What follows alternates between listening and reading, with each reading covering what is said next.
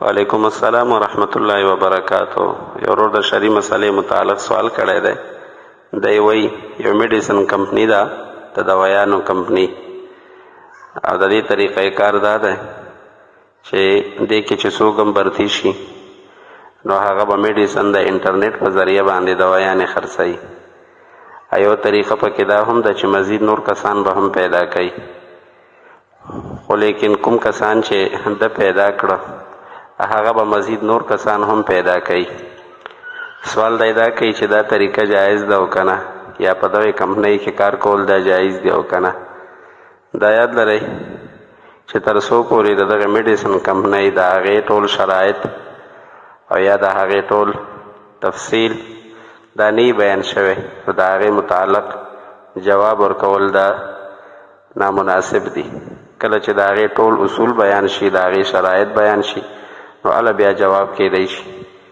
لیکن د سائل د سوال مطابق یو طریقه د دوی ناجایز ده، هغه دا چې کوم کس میډیسن دوایانې خرڅوي یا یې نور کسان پیدا کړه نو د دې مزدوري اخیستل خو ور دپاره جایز دي.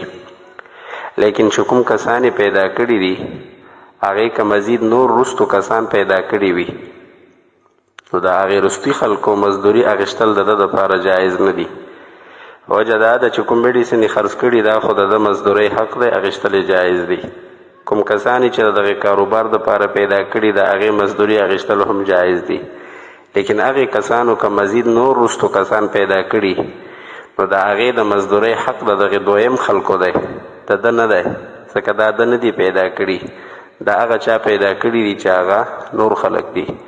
نو د خپل کسانو اجرت او مزدوري اخیستل خو ور دپاره جایز دي، لیکن هغې چې مزید نور خلک پیدا کړي دي د هغې مزدوري هم چې ده ته ورکول کېږي نو دا ناجایز دی. وعلیکم السلام ورحمت الله وبرکاتو. یو ورور د شرعي مسلې متعلق سوال کړی دی. دی وایي چې یو کس بل ته داسې قسم وکړو چې دا موبایل زه تاله نه درکومه، او بیا وروستو هغه موبایل په پیسو باندې ورته ورکړو. سوال دی دا کوي چې په ده باندې قسم واوړېدو او که نه، حانث شو او که نه، او که چېرته حانث شوی وي نو د قسم کفاره څومره جوړیږي. دا یاد لرئ که چېرته یو کس بل ته دغه شان وینا کړې وي چې زه تاله دا موبایل نه درکوم او قسم وکړي د الله په ذات او د الله په صفاتو باندې چې زه تاله دا موبایل نه درکوم، نو که د ده غرض او مطلب دا وي چې زه تاله دا موبایل هسې نه درکوم، که درکوم نو په پیسو به یې درکوم، نو که داسې غرض او مطلب د ده وي په دغې وینا چې دا موبایل هسې نه درکوم او بیا یې په پیسو ورله ورکو، نو یاد لرئ دی نه دی حانث شوی، په ده قسم نه دی اوړېدلی، ځکه ده قسم کړی و چې نه به یې درکوم هسې او په پیسو یې ورته ورکو، نو بیا خو نه پې قسم اوړېدلی او نه پې کفاره شته دی. البته که د ده غرض او مطلب دا وي چې دغه موبایل زه تاله بلکل نه درکوم، که په پیسو وي او که بغیر د پیسو وي، نو که داسې قسم یې کړی وي او غرض یې دا وي نو یاد لرئ که بیا په پیسو باندې ورته موبایل ورکړی وي نو دی حانث شو، په ده باندې قسم اوړېدلی دی، نو دی به د قسم کفاره ورکوي. د قسم کفاره څه ده؟ قرآن کریم کې هم الله رب الکریم فرمایي فکفارته اطعام 10 مساکین من اوسط ما تطعمون اهلیکم او کسوتهم او تحریر رقبه. خلاصه دا چې غلام ازادول دي، غلام به ازادوي، چونکې دا د غلامانو دور نه دی، نو 10 مسکینانو ته 2 ټیمه ډوډۍ ورکول دي په مړه خېټه باندې. که 10 مسکینانو ته په مړه خېټه باندې د ډوډۍ ورکولو انتظام نه وي بیا یو مسکین ته دی د سرسایې په مقدار د صدقې فطر په مقدار باندې چې 80 روپۍ یا 100 روپۍ جوړیږي، یو مسکین له دې ورکړي ځان له، نو 10 مسکینانو ته هر یو ته دی د سرسایې په مقدار 80 روپۍ ورله ورکړي. او که چېرته د ډوډۍ انتظام هم نشي کولی نو بیا 10 مسکینانو ته کپړې کول دي، جامې دې ورته وکړي چې د هغې د بدن اکثر حصه پې پټوي. که چېرته دا هم نشي کولی نو بیا 3 روجې نیول دي، مسلسل د 3 روجې ونیسي. دا د قسم کفاره ده او په دې به د قسم کفاره ادا شي. وعلیکم السلام ورحمت الله وبرکاتو. یو ورور د شرعي مسلې متعلق سوال کړی دی. دی وایي چې په یو کمره کې ښځه او خاوند دواړه اوسیږي، او په دغه کمره کې کوروالی هم کوي، جما او صحبت هم کوي، او په دغه کمره کې قرآن کریم هم په الماری کې ایښودی وي. سوال دی دا کوي چې په دغه کمره کې جما کول او د خپلې بیبي سره کوروالی کول دا جایز دی او که نه؟ دویم سوال دا دی چې په یو کمره کې قرآن کریم ایښی وي او په هغې کمره کې ساز سرود او ګانې او بجانې هم اورېدل کیږي، د دې شرعي حیثیت څه دی؟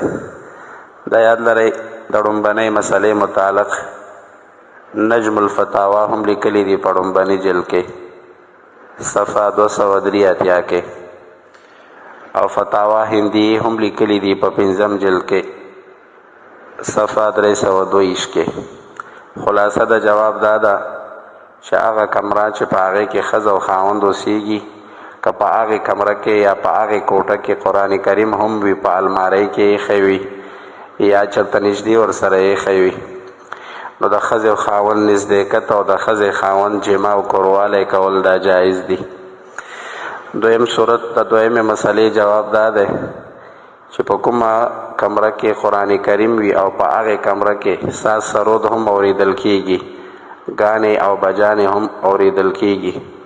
یاد لرئ په داسې کمره کې قرآن کریم کې ایښودل دا د قرآن کریم بې عزتي ده، دا د قرآن کریم توهین او بې احترامي ده چې په کومه کمره کې قرآن کریم هم ایښودی وي او په هغې کمره کې ساز سرود هم اورېدل کیږي، نو د دې نه اجتناب کوئ، ګناه عمل دی.